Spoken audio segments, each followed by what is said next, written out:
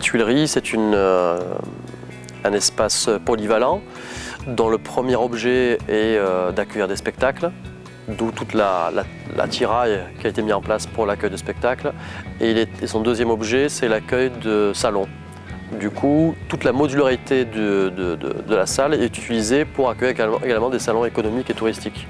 Il y a de la diffusion, bien sûr, il y a de l'accompagnement d'artistes, il y a un artiste, on appelle ça compagnonnage ou artiste associé, qui a cheminé, qui s'appelle Bruno Pradet, qui a cheminé il y a quelques années ici, donc avec de la coproduction, de la programmation, de l'accompagnement, du lien aussi avec cet artiste. Et on fait également des résidences. Comme l'acoustique est bonne, comme on peut l'entendre, et parfois les groupes ou les artistes enregistrent ici dans cette salle. Le projet aussi, c'est de créer un lien continu entre les arts vivants, les arts plastiques et le livre. C'est-à-dire que dans le hall, par exemple, il y a un espace médiathèque. Les gens peuvent lire le journal, lire des livres. Il y a des œuvres d'art qui sont comme un avant-goût de l'exposition que nous avons à l'espace d'art de la ville. Il y a plusieurs formats. Il y a ce qu'on appelle l'accueil studio, on prête le lieu tout simplement. Parfois on prend en charge du défraiement, soit l'hébergement et transport. Et ensuite, selon les artistes qu'on accompagne, dont Bruno Pradet, on convient d'une enveloppe avec la coproduction. Donc on étoffe un peu l'enveloppe de coproduction et cette enveloppe globale prend en charge une quote-part de coproduction et une quote-part des frais de résidence. La ligne artistique qui a été développée ici, c'est une ligne artistique autour de la scénographie.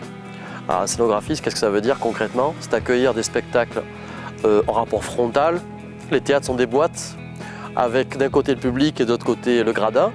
Et donc la question est si un artiste était libre de construire son rapport au public, libéré de toute contrainte de rapport, comment il créerait ce spectacle-là? Donc ce qui questionne le rapport à l'espace scénique, l'espace public et la place du public et des habitants dans le processus de création.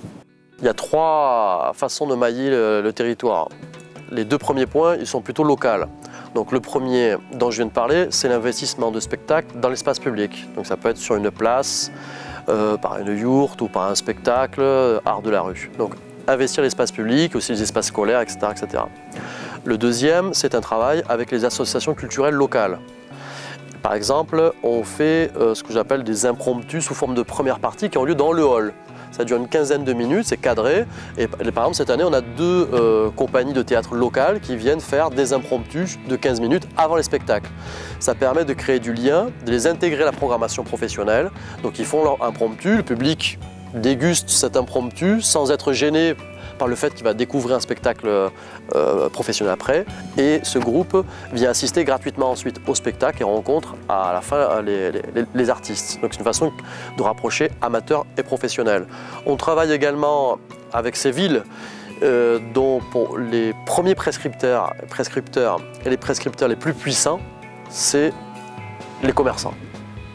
Donc on a créé des partenariats, dont un partenariat fondateur avec les commerçants qui sont vraiment associés à la politique culturelle. Donc ils viennent et ils se font le relais de ce qui se passe. C'est une ville de 6500 habitants, les commerçants dans une petite ville comme ça, ils sont très importants, c'est eux qui relaient l'information.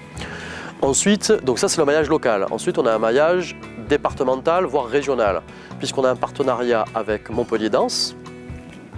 Donc le Festival Montpellier Danse délocalise deux spectacles ici à Bédarieux, puisqu'il fait des délocalisations région. Donc ça nous permet d'avoir une aura régionale. On a un partenariat avec le Pôle national des arts du cirque, avec tous les partenariats autour de l'accueil de cirque. On a également des partenariats avec notre collègue de Béziers, le théâtre de Sortie Ouest, avec lequel on fait des co-accueils. Et on fait aussi des échanges en termes de communication, mais aussi des co-accueils avec la saison culturelle du Lot des Voix et Larzac, et également avec Clermont-Lérault. On travaille beaucoup avec Réseau en Scène. Donc on a intégré leur réseau qu'on appelle le collectif Enjeu. Donc voilà, qui est une charte d'expérimentation et d'accompagnement des créations. La Tuilerie fait partie également d'un réseau nouveau qui s'appelle Le Groupe, qui est une association de directeurs. On est quand même plus d'une dizaine de directeurs en Languedoc-Roussillon et il y a quelques directeurs en Midi-Pyrénées. Et voilà, on travaille, c'est un espace d'échange et de dialogue. Le Massif central, c'est via le pôle national des arts du cirque, la verrerie d'Alès, puisqu'on accueille un chapiteau au Massif central. Alors on accueille un gros chapiteau qui tourne à Bédarieux, Lodève et Clermont-Lérault, ce qui crée d'ailleurs une dynamique entre nos trois villes. Donc cette année, le chapiteau il revient à Bédarieux, c'est le spectacle Poste de la compagnie Bang Bang.